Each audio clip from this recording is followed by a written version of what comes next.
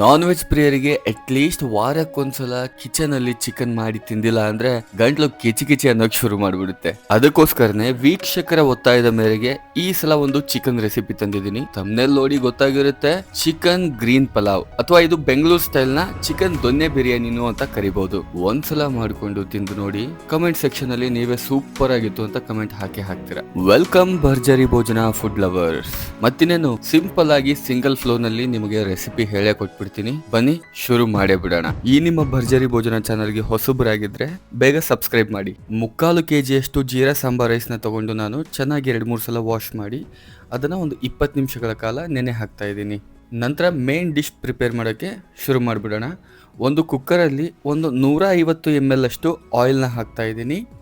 ಮತ್ತು ಅದಕ್ಕೆ ಒಂದು 5 ಟೀ ಸ್ಪೂನ್ ಅಷ್ಟು ತುಪ್ಪನ ಹಾಕ್ತಾ ಇದ್ದೀನಿ. ಈ ತುಪ್ಪ ಚಿಕನ್ ಬಿರಿಯಾನಿ ಫ್ಲೇವರ್ನ ತುಂಬಾ ಚೆನ್ನಾಗಿ ಎನ್ಹಾನ್ಸ್ ಮಾಡುತ್ತೆ. ಹಾಗೆ ಒಂದು ದೊಡ್ಡ ಗಾತ್ರದ ಈರುಳ್ಳಿನ ಉದ್ದುದ್ದಕ್ಕೂ ಕೊಯ್ಬೋದು ಅಥವಾ ಚಿಕ್ಕದಾಗಿನೂ ಹೆಚ್ಕೊಂಡು ನಾವು ಅದನ್ನ ಹಾಕೊಂಡು ಚೆನ್ನಾಗಿ ಪಿಂಕ್ ಅಂಡ್ ಟ್ರಾನ್ಸ್ಪರೆಂಟ್ ಆಗೋವರೆಗೂ ಫ್ರೈ ಮಾಡ್ಕೊತಾ ಇದ್ದೀನಿ.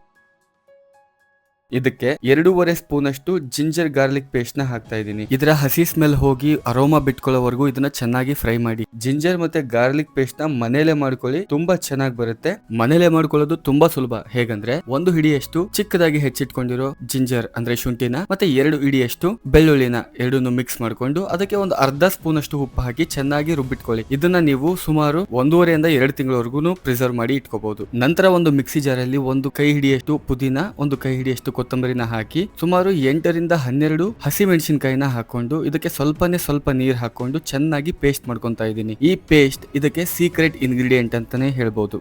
ಖಾರಕ್ಕೆ ತಕ್ಕ ಹಾಗೆ ನೀವು ಹಸಿ ಮೆಣಸಿನಕಾಯಿನ ಅಡ್ಜಸ್ಟ್ ಮಾಡ್ಕೊಂಡು ಹಾಕೋಬಹುದು. ನಾನಿಲ್ಲಿ ಹಾಕಿರೋ ಕ್ವಾಂಟಿಟಿ ಅತಿ ಹೆಚ್ಚಿಗೆ ಖಾರನೂ ಅಲ್ಲ, ಕಡಿಮೆ ಖಾರನೂ ಅಲ್ಲ, ಮೀಡಿಯಮ್ ಆಗಿರುತ್ತೆ, ಫ್ಲೇವರ್ಫುಲ್ ಆಗಿರುತ್ತೆ. ಮಕ್ಕಳು ಮರಿಗೆ ಮಾಡಿಕೊಡ್ಬೇಕು ಅಂದರೆ ಒಂದು 4 ಹಸಿಮೆಣಸಿನ್ಕಾಯಿನ ಕಡಿಮೆ ಹಾಕ್ಕೊಂಡ್ರೂ ಪರವಾಗಿಲ್ಲ, ಟೇಸ್ಟ್ ತುಂಬಾ ಚೆನ್ನಾಗಿ ಬರುತ್ತೆ. ಆ್ಯಂಡ್ ಈ ಪೇಸ್ಟ್ನ ಕುಕ್ಕರ್ಗೆ ಆ್ಯಡ್ ಮಾಡಿ ಮತ್ತು ಮಿಕ್ಸಿ ಜಾರಲ್ಲಿ ಉಳಿದ್ರೆ ಸ್ವಲ್ಪ ಮಸಾಲೆಗೆ ನೀರನ್ನು ಹಾಕ್ಕೊಂಡು ಚೆನ್ನಾಗಿ ಮಿಕ್ಸ್ ಮಾಡಿ ಇದಕ್ಕೆ ಹಾಕ್ತಾಯಿದ್ದೀನಿ. ಸೊ ಯಾವುದೇ ಮಸಾಲೆ ಮಿಕ್ಸಿ ಜಾರಲ್ಲಿ ಉಳ್ಕೊಳ್ಳೋದಿಲ್ಲ, ವೇಸ್ಟ್ ಆಗೋದಿಲ್ಲ. ಆ್ಯಂಡ್ ಹಸಿ ಸ್ಮೆಲ್ ಹೋಗೋವರೆಗೂ ಈ ಒಂದು ಪೇಸ್ಟ್ನ ಚೆನ್ನಾಗಿ ಫ್ರೈ ಮಾಡ್ಕೊಳ್ಳಿ. ಅದು ಒಂದು ಅರೋಮಾ ಬಿಟ್ಕೊಂಡ್ಮೇಲೆ ಅದಕ್ಕೆ ನೀರನ್ನು ಹಾಕೋಬೇಕಾಗುತ್ತೆ. ನಾವು ಇಲ್ಲಿ ಸುಮಾರು 3/4 kg ಅಕ್ಕಿನ ತೊಗೊಂಡಿದ್ದೀನಿ. ಅಂದರೆ ಈ ಮೆಜರ್ಮೆಂಟಲ್ಲಿ ಸುಮಾರು 2.5 ಗ್ಲಾಸ್ ಆಗಿದೆ. ಹಾಗಾಗಿ 5 ಗ್ಲಾಸ್ ನಾನು ನೀರನ್ನು ಹಾಕ್ಕೊತಾ ಇದ್ದೀನಿ. ಜೀರಾ ಸಾಂಬಾರ್ ರೈಸ್ಗೆ ಯಾವಾಗಲೂ 1 ಕಪ್ ಅಕ್ಕಿಗೆ 2 ಕಪ್ ನೀರು ಹಾಕಬೇಕಾಗುತ್ತೆ ಬಿರಿಯಾನಿ ಮಾಡುವಾಗ. ಸೊ ಆಮೇಲೆ ಇದಕ್ಕೆ ರುಚಿಗೆ ತಕ್ಕಷ್ಟು ಉಪ್ಪನ್ನು ಹಾಕ್ತಾ ಇದ್ದೀನಿ. ಧನಿಯಾ ಪುಡಿ ಒಂದು 2 ಸ್ಪೂನು, ಆಮೇಲೆ ಬ್ಲ್ಯಾಕ್ ಪೆಪ್ಪರ್ ಪೌಡರ್ ಅದನ್ನು ಕೂಡ 1 ಸ್ಪೂನ್ ಹಾಕ್ತಾ ಇದ್ದೀನಿ. ವೈಟ್ ಪೆಪ್ಪರ್ ಪೌಡರ್ 1 ಸ್ಪೂನ್ ಹಾಕ್ತಾ ಇದ್ದೀನಿ. ಒಂದು ಅರ್ಧ ಸ್ಪೂನ್ ಅಷ್ಟು ಹಳದಿ ಅಂದರೆ ಅರಿಶಿಣದ ಪುಡಿ ಹಾಕಿ, ನಂತರ ಒಂದು ಅರ್ಧ ಸ್ಪೂನ್ ಅಷ್ಟು ಗರಂ ಮಸಾಲನ ಹಾಕಿ ಚೆನ್ನಾಗಿ ಮಿಕ್ಸ್ ಮಾಡ್ಕೊತಾ ಇದ್ದೀನಿ. ನಾನು ಯಾವ ಅಳತೆಯಲ್ಲಿ ಎಲ್ಲ ಮಸಾಲೆಗಳನ್ನು ಹಾಕ್ತಾ ಇದ್ದೀನೋ ಅದೇ ಅಳತೆಯಲ್ಲಿ ನೋಡ್ಕೊಂಡು ಹಾಕಿ. ಫ್ಲೇವರ್ ತುಂಬ ಚೆನ್ನಾಗಿ ಬರುತ್ತೆ, ಟೇಸ್ಟ್ ತುಂಬ ಚೆನ್ನಾಗಾಗುತ್ತೆ. ಈ ಎಲ್ಲ ಮಸಾಲೆಗಳನ್ನ ಹಾಕಿದ ಮೇಲೆ ಒಂದು ಅರೋಮಾ ಬಿಟ್ಕೊಳ್ಳೋಕೆ ಶುರುವಾಗುತ್ತಲ್ಲ, ಆ ಅರೋಮಾನ ಫೀಲ್ ಮಾಡೋದೇ ಒಂದು ಮಜಾ. ಇದೆಲ್ಲ ಚೆನ್ನಾಗಿ ಕುದಿತಿರುವಾಗ ನಾವು ಚಿಕನ್ನ ಹಾಕ್ತಾ ಇದ್ದೀನಿ. ನಾನು ಇಲ್ಲಿ 1 kg ಅಷ್ಟು ಚಿಕನ್ನ ಚೆನ್ನಾಗಿ ಕ್ಲೀನ್ ಮಾಡಿ ಇಟ್ಕೊಂಡು ತೊಳ್ಕೊಂಡು ಹಾಕೊತಾ ಇದ್ದೀನಿ. ನೀವು 1 kg ಅಕ್ಕಿಗೆ 1 kg ಚಿಕನ್ನ ಬೇಕಾದರೂ ಹಾಕೋಬಹುದು. ಆದರೆ ನಾನಿಲ್ಲಿ ಸ್ವಲ್ಪ ಚಿಕನ್ ಪೀಸಸ್ ಜಾಸ್ತಿ ಬರಲಿ ಅಂತ ಅಕ್ಕಿನ ಕಡಿಮೆ ಅಂದರೆ 3/4 kg ಅಷ್ಟು ಅಕ್ಕಿ ಹಾಗೆ 1 kg ಅಷ್ಟು ಚಿಕನ್ನ ಹಾಕೊತಾ ಇದ್ದೀನಿ. ಫ್ಲೇವರ್ ಎಲ್ಲ ಚೆನ್ನಾಗಿ ಬಿಟ್ಕೊಳ್ಳುತ್ತೆ ಚಿಕನ್ದು. ನಾನಿಲ್ಲಿ ಪ್ರಿಪೇರ್ ಮಾಡ್ತಾ ಇರೋ ಕ್ವಾಂಟಿಟಿ ಸುಮಾರು 6 ರಿಂದ 7 ಜನಕ್ಕೆ ತುಂಬ ಸಫಿಷಿಯೆಂಟ್ ಆಗುತ್ತೆ.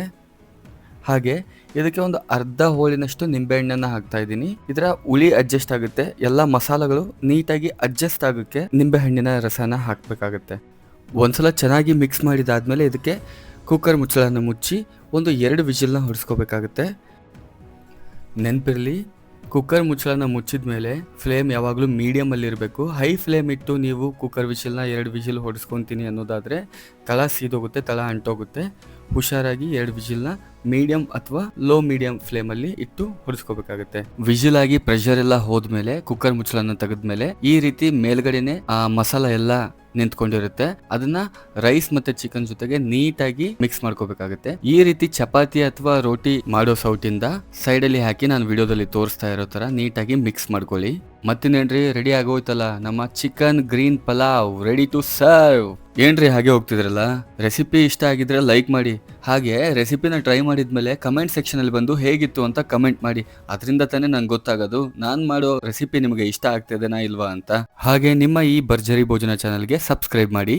ಮತ್ತೆ ಮುಂದಿನ ವಿಡಿಯೋದಲ್ಲಿ ಸಿಗೋಣ. ಅಲ್ಲಿವರೆಗೂ ಬಾಯ್ ಬಾಯ್, ಸೈನಿಂಗ್ ಆಫ್.